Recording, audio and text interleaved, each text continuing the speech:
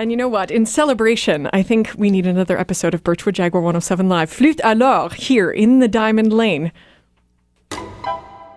From the Classic 107 studios in downtown Winnipeg, 107 Live for Birchwood Jaguar, the art of performance.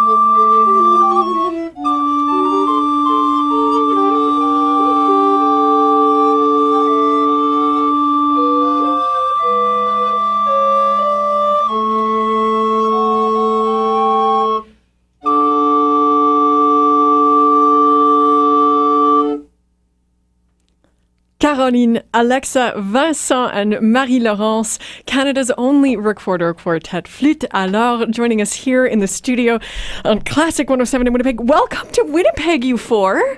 Thank you. Well, thank you so much for joining us. This is your first time in the prairies, is that right? Yes, it is. Well, actually, we came. We did a competition in Saskatoon in 2007. Okay. And then we came last year to Regina for a showcase for the Prairie debut for this tour exactly. This is our first time in Manitoba, and we love it. Well, welcome. And you're here to perform tomorrow night at Eckert Gramate Hall as part of Virtuosi's 16-17 season, virtuosi.mb.ca, or you can just give them a ring at 786-9000. Friends, so tell us a little bit about how you began collaborating. I read somewhere that you were formerly a quintet and that your fifth member was he doing some medical degree? Is that what it was? Yeah, exactly. Yes. Okay. Now he's busy saving lives. This is Caroline. We were just hearing from Alexa. This is Caroline. So he's busy saving lives. Well, that's great. But you four are busy saving lives with your music, I'm sure. Oh, that's so nice. Yes, wonderful. Yes, we try. No, that's great. So you joined together for an exchange. It was a German student exchange. Is that right? And then where did it go from there? Yeah, it was in 1999. And from there, we were students and... well, with the time, there was a kind of selection where some people left, some people arrived. And in 2008, we became, I would say, independent from the teachers. We were not students. that founded the ensemble, and we started our concert series in Montreal. Right. And we were the five of us, so the four plus the doctor. Yes. And from there, the adventure started for being professionals. That's exciting. So the four of you are all early music degree holders, right? And you all studied in Montreal, is that right? Yes. Yeah. And Montreal is a really competitive musical environment. So how do you keep your programming fresh? How do you approach programming as an ensemble in such a vibrant musical city? I think we have an advantage. We are the only recorded quartet in Montreal, so that helps us a lot. But for us, it's also a matter of programming new ideas, new stuff. And this is the concert we're presenting here was born in our concert series in Montreal, where we decided to mix together the music by Bach and jazz music. So I was watching, Night in Tunisia on your website. That was Yes, really exactly. fun. I was so excited to see that. I mean, I'm also a fan of the early music, and I was just looking through your own 16-17 season in Montreal and seeing that you were doing some Elizabethan stuff earlier on, like in November. And then you're doing this program in February next month. And then you're doing this really cool concept concert in April. Vincent, do you want to tell us about that? maybe it's called FLûTE Loops. So Yeah, we want to flute loops. we want to have a lot of fun with technology, Yeah. because recorder is of course an early music instrument, also something that is that we can use to an instrument that we can use for new music. So we decided to mix both music in one concert, to play early music with technological means. So we'll play shotguns and ground basses, where we'll loop the bass that we will record on stage, and we'll add special sound effects to that early music to make it a bit more new in a way. So this is a project we have for April in Montreal. So that's the kind of stuff we do in our concert series. Brilliant fusion of styles. And I mean, it keeps audiences on their toes, right? I mean, you're not coming at it from some, potpourri standpoint. You actually have that purpose and that unified theme in each of your programs, at least what I've read of it. Now, how does the jazz fit in? Because, I mean, I've been to your website and I listen to it. So, but the Bach and the jazz, I mean, I'm a huge fan of like the Jacques Lussier trio, right? So I'm, big on like the fusion stuff, but how do you make it work as a recorder ensemble? Well, first thing we discovered that actually recorder jazz really sounds great on recorder. It's an instrument we can do so much stuff with that instrument, but jazz really fits perfectly. And in between baroque music and jazz, there are so many similarities. Yeah. I mean, for one thing, jazz music there's this freedom in improvisation, and there is that also in baroque music, as well as ornamentation, which is a form of improvisation. So it's very, very close alike in the way of thinking music, and it was lots of fun to make it as a blend and to see how we can make it match and what is different and what is close. And so it really works well. It's a great program. Speaking of the versatility of the instrument, let's just talk a little bit about the challenges you may have to overcome for your audiences who may have hang-ups about their experiences with the recorder in their youth. Do you want to, so Alexa, would you like to speak to that? Yeah. Well, it's both an advantage and a disadvantage to us, because the advantage is that much of our audience members have already had a first contact with the instrument. The disadvantage is that contact may not have been the most positive. Right. But I think that intrigues a lot of people to see, oh my gosh, on our posters, we like to show the different sizes of recorders. So already there's a hook that draws people in.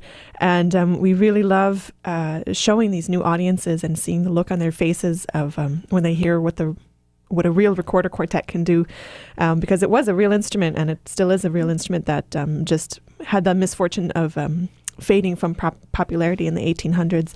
And so it's with its resurgence, I think people are becoming more and more aware of it and its beautiful sounds. And speaking of this resurgence, you are also doing some youth outreach in collaboration with Jeunesse Musicale right now, right? That Recorder on the Run. Can you tell us a little bit about your Recorder on the Run program? Yeah, so we're playing for recorder players going to the Recorder Olympics. Recorder Olympics? Yes. So there's one of the four who had the brilliant idea to register for the Recorder Olympics, and she has to convince the others, and finally they're convinced, and they start training for the competition. So we talk about articulation, about fingerings, about competitive spirit and team spirit, and all these sportive things usually, but in the musical way, and the kids just love it. It's really fun. Well, you know what? There's something very special happening in Winnipeg today. It's our Manitoba Band Association Solo and Ensemble Festival. And some kids are still going to be in classes. And we've had quite a few of them come in for Birchwood Jaguar 107 Lives, actually. So they've been playing all week. And now we have this incredible ensemble of a very professional quality here. Is there any wisdom that you might want to bestow on these young, small ensemble players from your collaborative adventures together, of how you got together and what has kept you in music since your, formative days? Yeah, I mean, it's a very good question. I think the important part in making music is always to have fun. Yes. So you need to make music with people you like. I think we get along very well together. You've been together almost 2 decades, you guys. Exactly.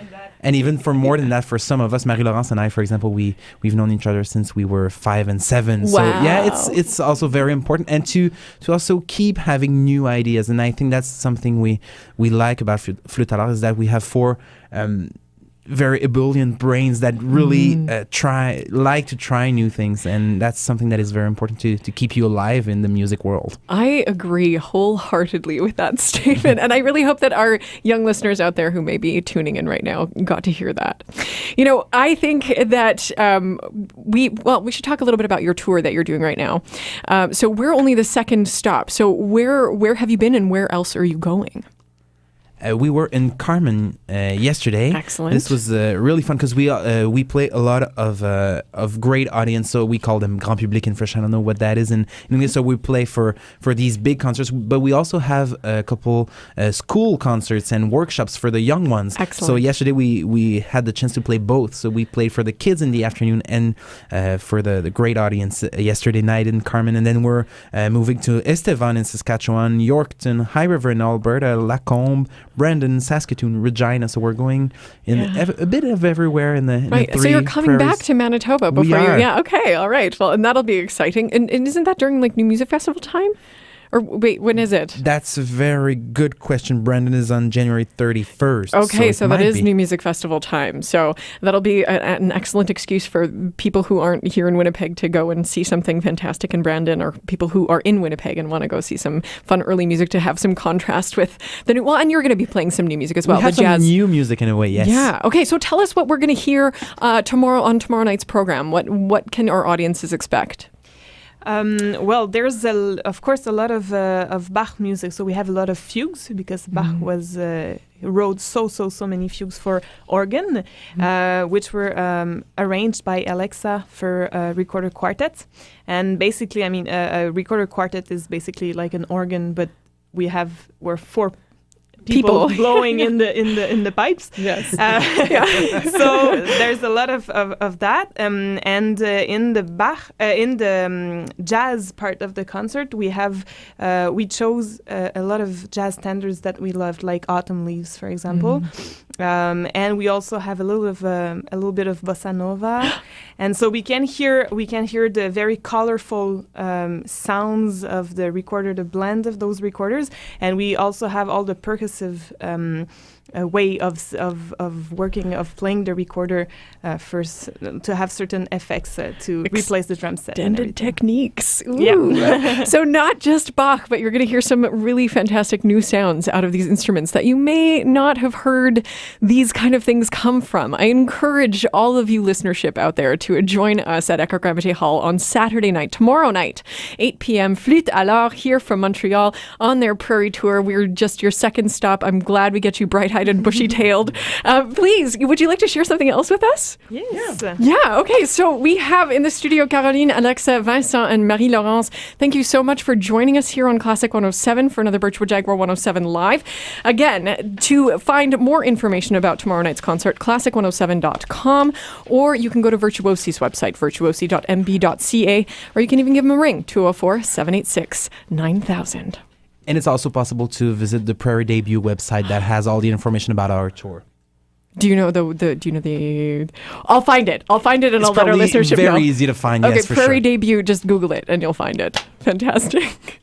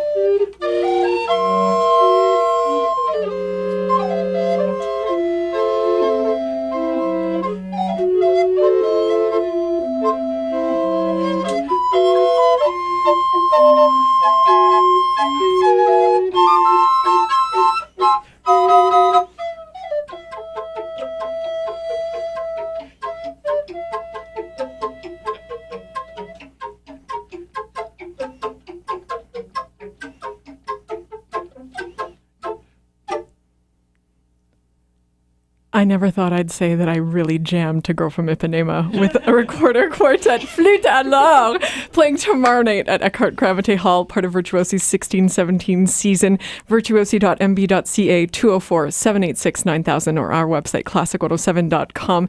Caroline, Alexa, Vincent, Marie-Laurence, thank you so much for joining us here in the studio for today's edition of Birchwood Jaguar 107 Live. 107 Live is Classic 107's intimate concert series, brought to you by Birchwood Jaguar, the art of performance.